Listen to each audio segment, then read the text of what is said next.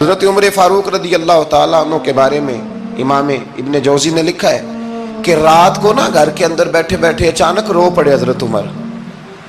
62 سال عمر ہے, خلافت کے آخری ایام چل رہے ہیں, تو رو پڑے ایسے ہی گھر میں بلا وجہ ہی. آپ کی اہلیہ نے, زوجہ نے بیٹے کو اٹھایا, فرمایا پتہ کرو تمہارے باپ کو کیا مسئلہ ہے, کہیں کوئی تکلیف تو نہیں, درد تو نہیں, صاحبزادے آئے. ابا جی کیا بات ہے؟ فرمایا اماں کو بلاؤ. سب لوگ جمع ہو گئے تو جناب عمر فاروق رضی اللہ تعالیٰ عنہ فرمانے لگے کہ بیٹھو میرے ارد گرد. سب بیٹھ گئے تو فرمانے لگے آج جب میں مسجد سے نکلا تھا تو میرے نبی پاک کے سچے صحابہ, سچے رسول کے سچے صحابہ, حضور کے سچے غلام یہ کہہ رہے تھے کہ عمر بڑا ہی اچھا ہے, عدل والا ہے, انصاف والا ہے. تو ابا جی اس میں رونے والی کیا بات ہے؟ تو فرمانے لگے ڈر یہ لگتا ہے کہ باہر تو میں اچھا تھا, کہیں گھر میں تو نہیں کوتاہیاں کرتا رہا.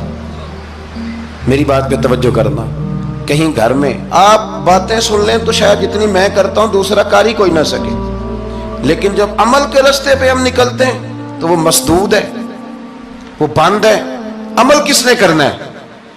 آپ کوئی آیت پڑھیں تو یہاں غلطی نکالنے والے 20 لوگ مل جائیں گے, 20 لوگ, لیکن اس آیت پہ عمل کرنے والے کتنے ملیں گے؟ تو حضرت عمر فاروق رو رہے تھے, کہنے لگے کہیں تمہارے حقوق تو نہیں پامال کرتا رہا. تو آپ کی اہلیہ نے جب سنا تو وہ کہنے لگی عمر مجھے تو بڑا پرانا شکوہ ہے, آپ کا جاہ و جلال اتنا تھا میں بات نہیں کر سکی. عمر تم نے سارا دن مسجد میں گزار دیا اور ساری رات نقاب اوڑھ کے مدینے کی گلیوں میں گزار دی, میں تو زندگی کی کوئی خوشی دیکھ ہی نہیں سکی. چاہ تو میرے اندر بھی تھے نا کہ میرا شوہر کچھ گھڑیاں بیٹھتا, کہیں مجھے لے کے جاتا, تو میں تو کچھ نہیں دیکھا, مجھے بڑا شکوہ ہے. تو حضرت عمر کہنے لگے چل اللہ کی رضا کے لیے معاف کر دے. بھئی معافی بیوی سے نہیں مانگی جا رہی, معافی اپنی غلطی کی مانگی جا رہی. یہ سمجھ لیں, بیوی کے لیے تو خامد کا بہت بڑا مقام ہے نا, لیکن یہاں غلطی کس بات کی ہے؟ اپنی کمزوری پر غلطی کا اعتراف کر کے معذرت کا سوال کیا جا رہا ہے. تو حضرت عمر کہنے لگے معاف کر دے. تو اہلیہ کہنے لگی میں نہیں معاف کرتی, میری شرط پوری کریں. فرمایا وہ کیا؟ فرمانے لگی قیامت میں جب اللہ آپ کے لیے جنت کا حکم دے گا تو آپ میری سفارش کریں گے اللہ کی بارگاہ میں؟ سفارش کریں گے کہ یا اللہ مجھے کپڑے دھو کے دیتی تھی, میری عزت کی حفاظت کرتی تھی, میرے بستر کو پاک رکھتی تھی, کہیں گے؟ تو حضرت عمر فرمانے لگے تیرے ساتھ وعدہ رہا, رب نے اگر عمر کو اپنے فضل, اپنے کرم اور اپنے محبوب کے صدقے جنت دی تو عمر تیرے بغیر جنت میں نہیں جائے گا. عمل کا رستہ, عمل کا رستہ. دیکھیں نا, 2 دفعہ استاد بات کرتا ہے, 2 دفعہ, اور کوئی زیادہ, ایک تو ہے نا کہ ایم اے اور جناب ایم ایڈ اور ایم فل اور پھر پی ایچ ڈی قسم کا استاد. ایک وہ جو matric P T C teacher ہے نا, وہ 2 دفعہ اسٹوڈنٹ کو کام کہے تو تیسری دفعہ وہ ناراض ہو جاتا ہے, کہتا ہے میں 2 دفعہ کہا ہے. بچے کو آپ 2 دفعہ کہتے ہیں اور اگر تیسری دفعہ کہنا پڑے تو غصہ آتا ہے نہیں آتا؟ بھئی تو نے اتنی دفعہ کہا ہے, تو سمجھ نہیں رہا بات کو. اور اگر اللہ کریم قرآن مجید میں سینکڑوں دفعہ کہے نماز پڑھو, سینکڑوں دفعہ, اور یہ بہانے کر رہا ہے, یہ بھی پروگرام بنا رہا ہے, پھر کہتا ہے میں بے چین رہتا ہوں, میں بے قرار رہتا ہوں. عمل کا رستہ اس کو اختیار کریں, آپ سکون میں رہیں گے.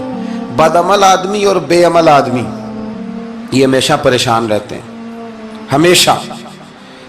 عمل کریں, توبہ کریں تو پھر بدل جائیں, پھر تبدیلی آئے. اور یہ کوئی مشکل کام نہیں, جو بدلنے والے تھے وہ بدل گئے. بڑا کچھ کرتے تھے پر پھر وہ لوگ بدل گئے. حضرت فضالہ رضی اللہ تعالیٰ عنہ کہتے ہیں کہ میں بڑا دل دادا تھا عورتوں کا, اور میرا ماحول یہ تھا کہ میں قتل بھی کر لیتا تھا, معاذ اللہ چوری بھی کر لیتا تھا, اور رات میری طبیعت تھی معاذ اللہ نئی سے نئی عورت کے پاس جانا. کہتے ہیں ابو جہل نے اعلان کیا کہ جو نبی پاک علیہ السلام کا سر اقدس معاذ اللہ کاٹ کے لائے گا, نقل کفر, کفر نہ باشد, 100 سرخ اونٹ انعام ملے گا. تو میں نے ارادہ کر لیا کہ میں بہت سارا انعام حاصل کروں گا. قرآن مجید میں نا اللہ فرماتا ہے کہ بہت سارے لوگ ایسے ہیں جنہیں اگر میں رزق میں کشادگی دے دوں, زیادہ پیسے دے دوں, فرمایا باغی ہو جائیں, وہ سرکش ہو جائیں. یہ بہت سارے لوگوں کو جو اللہ تبارک و تعالیٰ اعتدال میں رکھتا ہے تو یہ ان کے لیے بہتر ہے.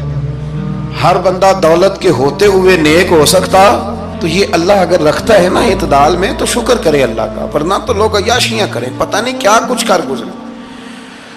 تو حضرت فضالہ کہتے ہیں کہ میں نے خنجر تیار کیا اور میں نے بغل میں اس کو چھپایا، اوپر میں نے چادر اوڑھ لی۔ اب مجھے پتا تھا ظہر کی نماز کے بعد نبی پاک صلی اللہ علیہ وسلم طواف کعبہ کے لیے، بیت اللہ شریف کے طواف کے لیے جاتے ہیں۔ کہتے ہیں میں بھی اس طرف بڑھا، رستے میں نا وہ خاتون جس کے گھر میں نے رات آنا تھا، میں نے دروازے پہ دستک دی، میں نے کہا کہ تیار رہنا، تیار رہنا، آج میں بڑے پیسے لے کے آؤں گا۔ اسے میں نے یہ کہا اور پھر میں چلا گیا بیت اللہ شریف کا طواف کرنے۔ کہتے ہیں اللہ کے محبوب بھی طواف کر رہے تھے تو میں نے بھی طواف شروع کر دیا۔ ارادہ یہ تھا کہ جہاں نبی پاک علیہ السلام میرے قریب سے گزریں گے تو موقع پا کر میں حضور کے جسم اقدس پر خنجر کھونپ دوں گا اور معاذ اللہ شہید کر دوں گا۔ کہتے ہیں حضور ایک دفعہ بھی میرے پاس سے گزرے تو میں ہمت نہ کر سکا، دوسری دفعہ بھی پاس سے گزرے تو میں ہمت نہ کر سکا، تیسری دفعہ بھی گزرے تو میں ہمت، نبی کریم صلی اللہ علیہ وسلم 2-3 دفعہ گزرے تو فرماتے ہیں کہ مجھے موقع نہ ملا، اس لیے کہ حضور فرماتے ہیں اللہ نے روب کے ساتھ میری مدد فرمائی، دشمن پر میرا روب طاری ہو جاتا ہے۔ فرماتے ہیں جب چکر پورے ہو گئے تو محبوب کریم نہ چھٹے چکر پہ فرمانے لگے فضالہ چکر ایک رہ گیا ہے، بے خبر ہو جو غلاموں سے وہ آقا کیا ہے، ایک پھیرا رہ گیا ہے۔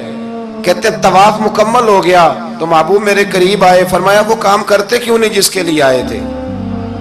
میں نے عرض کی یا رسول اللہ کون سا کام، کیسا کام؟ اندر تو چور تھا نا، بانج فقیروں کسے نہیں ماریا اے ہوئی چور اندر دا، اندر چور تھا نا۔ کہتے ہیں حضور نے مجھے کندھے سے پکڑ کے ہلایا، فرمایا کرتے کیوں نہیں؟ جب حضور نے ہلایا تو وہ خنجر بھی پیروں میں گرا اور میں بھی رسول اللہ کے پیروں میں گر گیا۔ میں نے کہا حضور مجھے کلمہ پڑھا دیں۔ کہتے ہیں حضور نے پہلے میرے دل پہ دست مبارک پھیرا، پھر میرے نبی نے مجھے کلمہ پڑھا دیا۔ اب نا مرید ہونے والا کہتا ہے کہ جی آہستہ آہستہ میں ٹھیک ہو جاؤں گا۔ اب وہ آہستہ آہستہ کا کیا ترجمہ ہے یہ بالکل سمجھ نہیں آتی۔ بھئی کسی بندے سے 5 لاکھ روپیہ لینا ہے تو اس سے وہ کہتا ہے جی میں آہستہ آہستہ دوں گا، 500 روپیہ دے دیا کروں گا روز کا، تو کہتے ہیں میری رقم خراب ہوتی ہے، پورے دو۔ اور نیکی کی بات جب آتی ہے تو کہتے ہیں حضرت صاحب دین اتنا سخت نہیں ہے، میں آہستہ آہستہ ٹھیک ہو جاؤں گا۔ اب میں مغرب عشاء پڑھنی شروع کر دیا میں نے، اب میں تسبیح لے لی ہے، کل میں نے بھی آہستہ آہستہ میں ٹھیک ہو جاؤں۔ یعنی رقم لینی ہو تو وہ آہستہ آہستہ قبول نہیں ہے، لیکن اور مکان کی رجسٹری اگر کرانی ہو تو مالک مکان کہے گے آہستہ آہستہ کرا لو، کہتے ہیں پیسے پورے دیے، سویرے چل اور بیان دے۔ یہ کیا بات ہوئی؟ یہاں یہ جو ہمارا ماحول تھا نا کر لیں گے ہو جائے گا، یقین کریں لوگ قبروں میں چلے گئے ہیں پر مسجدوں میں نہیں آئے۔ ہر کام سے لوگ ریٹائر ہوئے پر گناہوں سے ریٹائر نہیں ہوئے، آخر تک تباہی اتر گئی لیکن لوگ بدلنے کو تیار نہ ہوئے۔ حضرت فضالہ کہتے ہیں ابھی میں نے کلمہ پڑھا، ابھی میں واپس آیا، رستے میں وہ بی بی کھڑی تھی، کہتے ہیں میں وہ شخص تھا کہ عورتیں مرتی تھی میرے اوپر اور کسی کی جرت تھی کہ وہ آئیں بائیں شائیں کرے، لیکن فرماتے ہیں میں بی بی کے پاس سے گزر گیا، پہلے تو اس کا خیال تھا رکے گا، لیکن جب میں رکا نہ تو دروازے پہ آئی، اور جب میں گزر گیا تو اس نے آواز دی، لیکن میں نے سنی انسنی کر دی، جب آگے بڑھا تو میرے پیچھے دوڑی۔ فرماتے ہیں مجھے پکڑ کے کہنے لگی فضالہ تجھے کیا ہوا، تو وہی نہیں جو یہاں سے گیا تھا؟ آپ فرماتے ہیں میں کبھی نہیں رویا تھا، میں کبھی نہیں رویا تھا، اور جب کہا نا تو وہی نہیں، کہتے میں نے سر اٹھایا تو میری آنکھوں میں آنسو تھے، میں نے کہا میں جو گیا تھا وہ نہیں ہوں، اب تو میں محمد عربی کا غلام بن گیا، اب میں وہ نہیں ہوں، اب نہیں ہو سکتا کہ کوئی میری نظر میلی ہو جائے، یہ کیسے ممکن ہے؟ اب نا اسلام کی تعریف ہم نے یہ کی ہے کہ خبردار کوئی ہمارے قریب نہ آئے، ہم کسی کو بات نہیں کرنے دیتے کہ ہم مسلمان ہیں، ہم بات نہیں کرنے دیتے۔ پتہ کیا بات ہے، ایک میری یہ تقریر ہوتی ہے ممبر پہ اور ایک میرا عمل ہوتا ہے جب میں سفر کرتا ہوں، جب میں گاڑی میں بیٹھتا ہوں، جب میں دوستوں سے ملتا ہوں، جب ان دونوں باتوں میں تضاد آتا ہے نا، تضاد، تو لوگ تقریر کو جذبات نہیں کہتے، ایک فن بن جاتی ہے تقریر۔ آپ کو پتہ ہے نا وائزین نعت خواں کہتے ہیں میں نے محفل لوٹ لی، پھر لوگ شمار کرتے ہیں کتنے لوگوں نے سبحان اللہ کہی، پھر لوگ شمار کرتے ہیں کہ آج 5 بندے روئے بھی تھے جب میں تقریر کر رہا تھا۔ تو پھر یہ فن ہے، یہ جذبات کا اظہار۔ سمجھ لیں بات کو کہ عمل جب آپ نہیں نہ کرتے عمل، تو آپ خود بڑے بے چین رہتے ہیں کہ یار یہ میں کیا کر رہا ہوں، یہ کون سا گورکھ دھندا ہے کہ میرا عمل صفر ہوتا جا رہا ہے۔ ہمارے ایک استاد تھے تو وہ فرمایا کرتے تھے کہ اگر پڑھے لکھے آدمی کو تم بے عمل دیکھو تو اس سے دور ہٹ جایا کرو، ورنہ تمہیں بھی بے عمل کر دے گا۔ میں نے ان سے عرض کی، میں نے کہا حضور یہ کیا ہے؟ تو فرمانے لگے اپنے حضرت صاحب سے پوچھنا، وضاحت کریں گے۔ میں نے حضرت صاحب سے کہا جی عجیب بات کر دی ہے، علم والے بندے کے پاس بیٹھ کے تو علم آتا ہے۔ تو وہ فرما رہے تھے کہ علم والے بندے کے پاس اگر وہ بے عمل ہو تو بالکل نہ بیٹھنا۔ تو حضرت صاحب فرمانے لگے انہوں نے صحیح کہا ہے۔ اب بات بہت بڑی ہے، پتہ نہیں آپ کی سمجھ میں آتی ہے نہیں آتی، بہرحال کر دیتا ہوں۔ پڑھا لکھا بندہ اگر بے عمل ہو تو اس کے پاس، تو میں نے کہا حضور کیوں؟ فرمانے لگے اس لیے کہ وہ اپنی بے عملی پر بھی دلائل دے گا۔